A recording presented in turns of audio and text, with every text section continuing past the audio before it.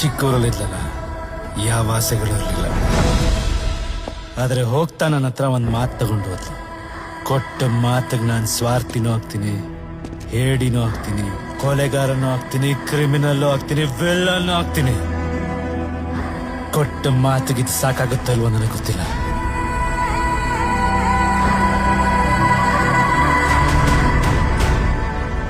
ಅವಳ ಆಸೆನೇ ನನ್ನ ಆಟ.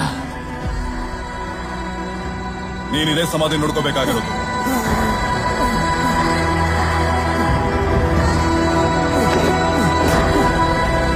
ಕೆಲಸ ನಿಲ್ಬಾರ್ದು. ಅವನೇ ಬೇಕು ಅಂತ ಕಸ್ಕೊಂಡಿಯಲ್ಲ, ಯಾರವನು?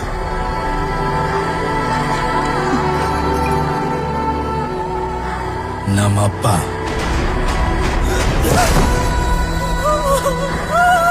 ಬದುಕಿದ್ದಾಗ ಒಂದಿನ ಅವಳನ್ನ ಚೆನ್ನಾಗಿ ನೋಡ್ಕೊಂಡಿಲ್ಲ.